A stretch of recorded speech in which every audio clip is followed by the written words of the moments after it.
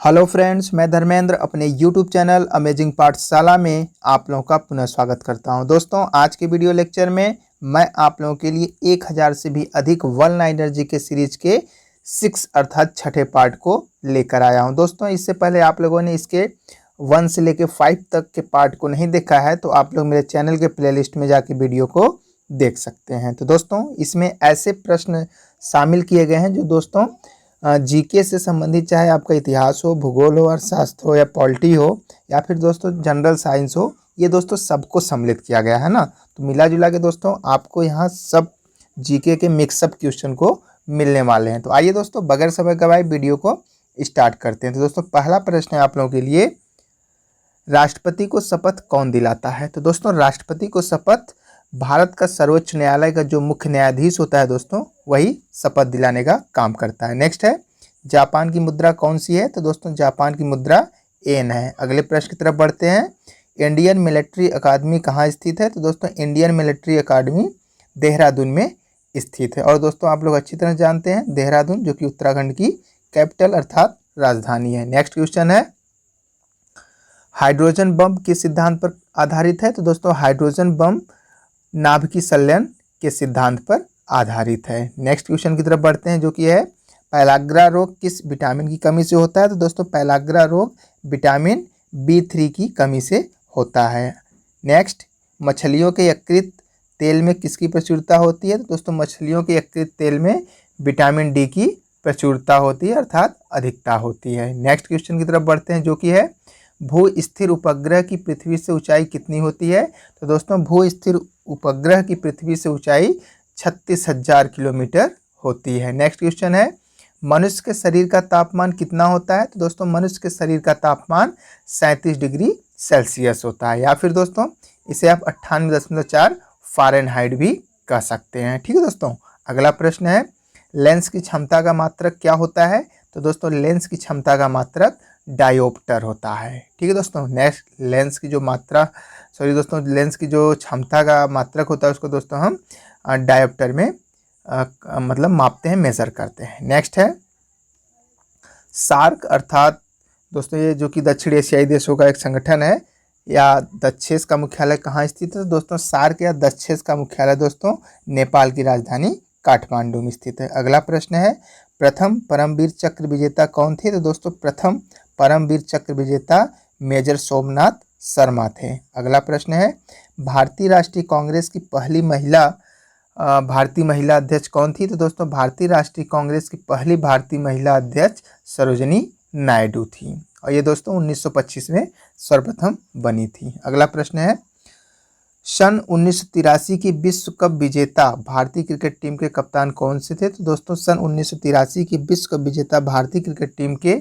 उस समय कप्तान दोस्तों कपिल देव थे, और दोस्तों कपिल देव जो कि हरियाणा के रहने वाले थे। अगला प्रश्न है, राष्ट्रपति राज्यसभा में कितने सदस्य मनोनीत कर सकता है? तो दोस्तों, राष्ट्रपति राज्यसभा में कुल 12 सदस्यों को मनोनीत कर सकता है। अगला प्रश्न है आप लोगों के लिए, नोबेल पुरस्कार किस वर्ष शुरू किया गया? तो दोस्तों, नोबेल पुरस्कार की शुरुआत वर्ष 1901 में हुआ था। नेक्स्ट है, बांग्लादेश की मुद्रा कौन सी है? तो दोस्तों, बांग्लादेश की मुद्रा टका है। नेक्स्ट, कंप्यूटर की आईसी चिप्स किस पदार्थ की बनी होती है? तो दोस्तों, कंप्यूटर की आईसी चिप्स सिलिकॉन की बनी होती है, और दोस्तों आईसी का फुल फॉर्म इंटीग्रेटेड सर्किट होता है। अगले प्रश्न की तरफ बढ़ लेते हैं जो कि है, पारसेक किसकी इकाई है? तो दोस्तों, पारसेक खगोलीय दूरी की इकाई होती है। ठीक है दोस्तों, पारसेक खगोलीय दूरी की इकाई होती है। नेक्स्ट क्वेश्चन है, पानी का घनत्व अधिकतम किस तापमान पर होता है? तो दोस्तों, पानी का अधिकतम जो घनत्व होता है वो दोस्तों 4 डिग्री सेल्सियस पर अधिक होता है। नेक्स्ट है, पराश्रव्य तरंगों की आवृत्ति कितनी होती है? तो दोस्तों, पराश्रव्य तरंगों की आवृत्ति 20,000 हर्ट्ज से अधिक होती है। अगला प्रश्न है, मनुष्य का वैज्ञानिक नाम क्या है? तो दोस्तों, मनुष्य के वैज्ञानिक नाम होमो सैम्पियस है। ठीक है दोस्तों, मनुष्य का वैज्ञानिक नाम होमो सैम्पियस होता है। नेक्स्ट है, ब्रिटिश संसद के लिए चुने जाने वाले पहले भारतीय कौन थे? तो दोस्तों, ब्रिटिश संसद के लिए चुने जाने वाले सबसे पहले भारतीय दादा भाई नौरोजी थे। ठीक है दोस्तों। अगले प्रश्न की तरफ बढ़ते हैं जो कि है आप लोगों के लिए, भारत के किस राज्य में चावल का सबसे अधिक उत्पादन होता है? तो दोस्तों, भारत के पश्चिम बंगाल में सबसे अधिक चावल का उत्पादन होता है। नेक्स्ट, भारत में ब्रह्मा जी का एकमात्र मंदिर कहाँ स्थित है? तो दोस्तों भारत में ब्रह्मा जी का एकमात्र मंदिर राजस्थान के पुष्कर नामक स्थान पर स्थित है। अगला प्रश्न है, पागल कुत्ते के काटने से कौन सा रोग होता है? तो दोस्तों पागल कुत्ते के काटने से रेबीज होता है, जिसे दोस्तों इंग्लिश में हाइड्रोफोबिया भी कहा जाता है। अगले प्रश्न की तरफ बढ़ते हैं दोस्तों, जो कि है राज्यसभा का पदेन सभापति कौन होता है? तो दोस्तों राज्यसभा का पदेन सभापति भारत का उपराष्ट्रपति होता है। अगले प्रश्न की तरफ बढ़ लेते हैं दोस्तों, जो कि है 2 बार नोबेल पुरस्कार प्राप्त करने वाले पहले व्यक्ति कौन है? तो दोस्तों 2 बार नोबेल पुरस्कार को प्राप्त करने वाले पहले व्यक्ति मैडम क्यूरी थे। नेक्स्ट है, रामायण किसने लिखी है? तो दोस्तों रामायण को लिखने का कार्य महर्षि वाल्मीकि ने किया था। ठीक है दोस्तों, रामायण को महर्षि वाल्मीकि जी ने लिखा है। आगे है, भारत में गन्ने का सर्वाधिक उत्पादन किस राज्य में होता है? तो दोस्तों भारत में गन्ने का सर्वाधिक उत्पादन उत्तर प्रदेश में होता है। ठीक है दोस्तों, नेक्स्ट है, पायरिया रोग शरीर के किस अंग को प्रभावित करता है? तो दोस्तों पायरिया रोग जो होता है वह शरीर के कह सकते हैं दांत और मसूड़े को प्रभावित करता है। नेक्स्ट क्वेश्चन है आप लोगों के लिए, भारतीय रेलवे बोर्ड की स्थापना कब की गई थी? तो दोस्तों भारतीय रेलवे बोर्ड की स्थापना वर्ष 1905 में किया गया था। नेक्स्ट है, मेट्रो पुरुष उपनाम से कौन प्रसिद्ध है? तो दोस्तों मेट्रो पुरुष के उपनाम से इंजीनियर श्रीधर प्रसिद्ध हैं। नेक्स्ट है, भारत में सर्वप्रथम रेल का शुभारंभ किसने किया था? तो दोस्तों भारत में सर्वप्रथम रेल का शुभारंभ करने वाले लॉर्ड डलहौजी थे। ठीक है दोस्तों, अगले प्रश्न की तरफ बढ़ते हैं, जो कि आप लोगों के लिए 3 फरवरी 1925 को भारत में पहली बिजली की ट्रेन चली। रेलवे ने यह सेवा किसके बीच दिया था? तो दोस्तों भारत में जो पहली विद्युत ट्रेन थी वह दोस्तों 3 फरवरी 1925 को चली थी, और यह दोस्तों बॉम्बे वीटी से कुर्ला के बीच चली थी। नेक्स्ट है, डीजल लोकोमोटिव वर्क्स की स्थापना कब हुई थी? तो दोस्तों डीजल लोकोमोटिव वर्क्स की स्थापना वर्ष 1964 में हुआ था। नेक्स्ट है, भारत की पहली रेल ने मुंबई और ठाणे के मध्य कितनी दूरी तय किया था? तो दोस्तों भारत की जो पहली रेल थी, जो कि दोस्तों मुंबई और ठाणे के मध्य चली थी, और ये दोस्तों कुल 34 किलोमीटर की दूरी को तय किया था, और ये दोस्तों 1853 में चली थी। ठीक है दोस्तों, अगले प्रश्न की तरफ बढ़ते हैं, जो कि है भारत में प्रथम रेल कब चली? तो दोस्तों भारत में सबसे पहले रेल 16 अप्रैल 1853 को चला था। ठीक है दोस्तों, वही मुंबई से ठाणे के बीच कुल दोस्तों 34 किलोमीटर। आगे बढ़ते हैं, जो कि है आप लोगों के लिए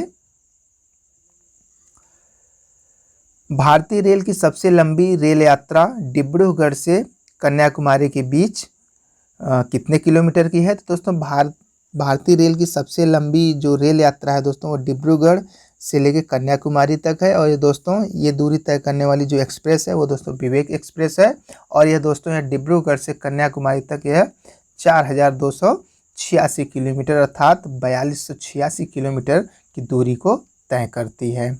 अगले प्रश्न की तरफ बढ़ते हैं दोस्तों, जो कि है आप लोगों के लिए उत्तर रेलवे में सर्वप्रथम पहली रेल बस किस दिन राजस्थान के मेड़ता शहर से मेड़ता रोड के बीच प्रारंभ की गई थी? तो दोस्तों उत्तर रेलवे में सर्वप्रथम पहली रेल बस 12 अक्टूबर 1994 को राजस्थान के मेड़ता शहर से मेड़ता रोड के बीच प्रारंभ की गई थी। अगला प्रश्न है आप लोगों के लिए, कोयले से चलने वाला देश का सबसे पुराना इंजन कौन सा है? तो दोस्तों कोयले से चलने वाला देश का सबसे पुराना इंजन फेरी क्वीन है। ठीक है दोस्तों, फेरी क्वीन ही कह सकते हैं कि कोयले से चलने वाला सबसे पुराना इंजन है। अगले प्रश्न की तरफ बढ़ते हैं दोस्तों, जो कि है आप लोगों के लिए भारत एशिया तथा विश्व का सबसे लंबा रेलवे प्लेटफार्म कौन सा है? तो और उसकी लंबाई दोस्तों 1366.33 मीटर है, और ये दोस्तों कहाँ स्थित है? दोस्तों यह उत्तर प्रदेश के गोरखपुर में स्थित है, और गोरखपुर रेलवे स्टेशन का ही दोस्तों जो कि प्लेटफार्म की कुल लंबाई 1366.33 मीटर है। ठीक है दोस्तों, यह भारत एशिया साथ साथ तो विश्व के सबसे लंबा कह सकते हैं रेलवे प्लेटफार्म है। नेक्स्ट है, विश्व में प्रथम रेल कब चली थी? तो दोस्तों विश्व में प्रथम रेल 1825 ईस्वी में इंग्लैंड में चला था। नेक्स्ट है, पुणे स्थित इरिसेन ISO 9001-2000 से प्रमाणित भारतीय रेल का प्रथम किस तरह का संस्थान है? तो दोस्तों यह एक प्रशिक्षण संस्थान है। अगले प्रश्न की तरफ बढ़ते हैं दोस्तों, जो कि है आप लोगों के लिए, रेल टिकट पर आरक्षण और ट्रेनों के आवागमन की सूचना देने वाला हेल्पलाइन नंबर क्या है? तो दोस्तों रेल टिकट पर आरक्षण और ट्रेनों के आवागमन की सूचना देने वाला हेल्पलाइन नंबर दोस्तों 139 अर्थात 139 है। नेक्स्ट है, इंट्रीगल कोच फैक्ट्री कहाँ स्थित है? तो दोस्तों इंट्रीगल कोच फैक्ट्री पेरम्बूर में स्थित है। ये दोस्तों चेन्नई अर्थात तमिलनाडु में पड़ता है। आगे है, रेलवे कोच फैक्ट्री कहाँ स्थित है? दोस्तों railway coach factory Hussainpur Kapurthala में स्थित है। ठीक है दोस्तों। अगला प्रश्न है, रेलवे कोच फैक्ट्री की स्थापना कब हुई थी? तो दोस्तों रेलवे कोच फैक्ट्री की स्थापना वर्ष 1988 में हुआ था। अगला प्रश्न मित्रों, भारत और पाकिस्तान के बीच चलने वाली रेलगाड़ी कौन सी है? तो दोस्तों भारत और पाकिस्तान के बीच चलने वाली जो रेलगाड़ी है वो दोस्तों समझौता एक्सप्रेस व थार एक्सप्रेस है। अगले प्रश्न की तरफ बढ़ते हैं दोस्तों, रेल पथ के ब्रॉड गेज की चौड़ाई कितनी होती है? तो दोस्तों रेल अर्थात जो रेलवे लाइन होती है उसका दोस्तों चौड़ी जो गेज की रेलवे लाइन होती है उसकी दोस्तों चौड़ाई कितनी होती है? दोस्तों उसकी कुल चौड़ाई 1.676 मीटर होता है। नेक्स्ट है, रेल दिवस प्रतिवर्ष कब मनाया जाता है? तो दोस्तों रेल दिवस प्रतिवर्ष 16 अप्रैल को मनाया जाता है। अगला है, भारत में प्रथम विद्युत रेल कब चला? तो दोस्तों भारत में प्रथम विद्युत रेल वर्ष 1925 में चला था। अगला प्रश्न है, विद्युत से चलने वाली प्रथम रेलगाड़ी कौन सी है? तो दोस्तों विद्युत अर्थात बिजली से चलने वाली प्रथम रेलगाड़ी दोस्तों डेक्कन क्वीन है। अगला प्रश्न है आप लोगों के लिए, भारतीय रेल नेटवर्क का विश्व में कौन सा स्थान है? तो दोस्तों भारतीय रेल नेटवर्क का विश्व में कुल चौथा स्थान है। नेक्स्ट है, भारतीय रेल में तृतीय श्रेणी किस वर्ष समाप्त कर दी गई? दोस्तों भारतीय रेल में तृतीय अर्थात थर्ड क्लास को वर्ष 1974 में समाप्त कर दिया गया।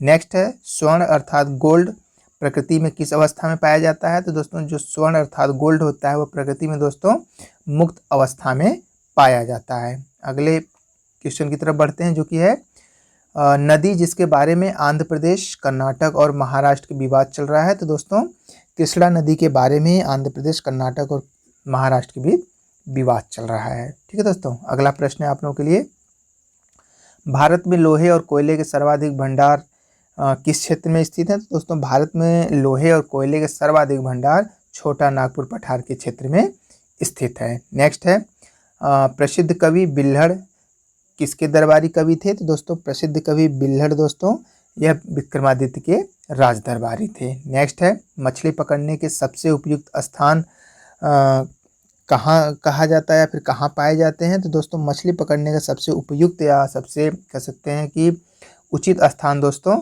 जहाँ पे उष्ण और शीतल धाराएं मिलती हैं वहीं पर दोस्तों मछली पकड़ने का सबसे उपयुक्त या अनुकूल स्थान होता है। अगला प्रश्न है, भाखड़ा नंगल बांध किस नदी पर बना है? तो दोस्तों भाखड़ा नंगल बांध सतलज नदी पर बना है और दोस्तों सतलज नदी जो कि पंजाब में स्थित है। ठीक है। नेक्स्ट है, सिख गुरु जिसने फारसी में जफरनामा लिखा था? तो दोस्तों गुरु गोविंद सिंह ने फारसी में जफरनामा का कह सकते हैं रचना किया था। नेक्स्ट क्वेश्चन की तरफ बढ़ते हैं, जो कि है मुस्लिम लीग ने कब एक अलग राष्ट्र का संकल्प स्वीकार किया था? तो दोस्तों मुस्लिम लीग ने वर्ष 1940 ईस्वी में अलग राष्ट्र का संकल्प स्वीकार किया था। नेक्स्ट है, वह सूफी संत जो यह मानता था कि भक्ति संगीत ईश्वर के निकट पहुंचने का मार्ग है। तो दोस्तों वह सूफी संत शेख मोइनुद्दीन चिश्ती थे जो दोस्तों यह मानते थे कि भक्ति संगीत ईश्वर के निकट पहुंचने का मार्ग है। अगला प्रश्न है, कुषाण काल के दौरान मूर्ति कला की गांधार शैली किसका मिश्रण है?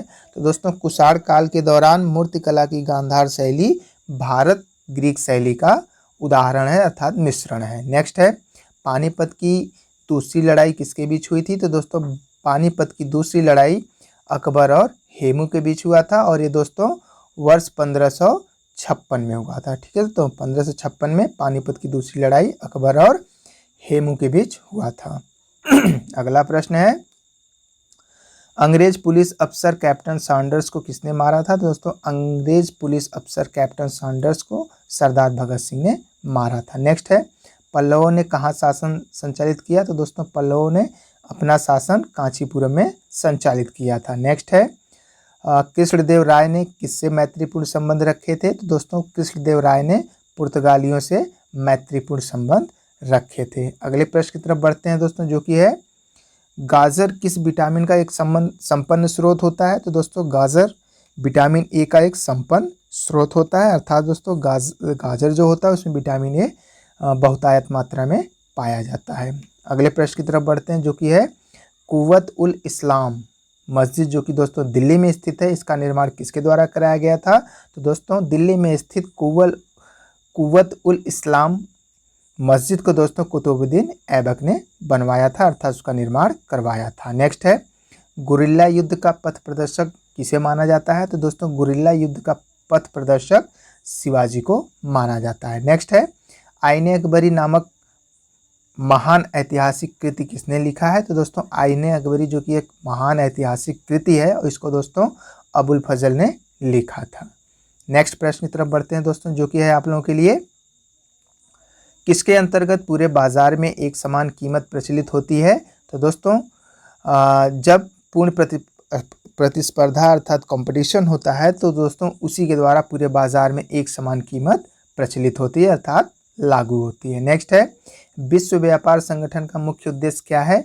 तो दोस्तों जो विश्व व्यापार संगठन अर्थात दोस्तों WTO है, वर्ल्ड ट्रेड ऑर्गेनाइजेशन है, वो उसका दोस्तों मुख्य उद्देश्य व्यापार प्रतिबंधों को स्नेह घटाते हुए अंतर्राष्ट्रीय व्यापार के परिणामों में वृद्धि करना इसका मुख्य उद्देश्य है। नेक्स्ट है कोलकाता में स्थित शहीद मीनार का मूल नाम क्या है? तो दोस्तों कोलकाता में स्थित शहीद मीनार का मूल नाम दोस्तों ऑक्टरलोनी मेमोरियल है। ठीक दोस्तों, ऑक्टरलोनी मेमोरियल को ही शहीद मीनार के नाम से जाना जाता है। अगले प्रश्न की तरफ बढ़ते हैं दोस्तों, जो कि है आप लोगों के लिए सिग्नल अर्थात संकेत को निम्न प्रतिरोध क्षेत्र से उच्च प्रतिरोध क्षेत्र में अंतरित करने की युक्ति क्या कहलाती है? तो दोस्तों सिग्नल अर्थात संकेत को निम्न प्रतिरोध क्षेत्र से उच्च प्रतिरोध क्षेत्र में अंतरित करने वाली युक्ति दोस्तों ट्रांजिस्टर कहलाती है। नेक्स्ट है फुहारा अर्थात स्प्रे किस सिद्धांत पर काम करता है?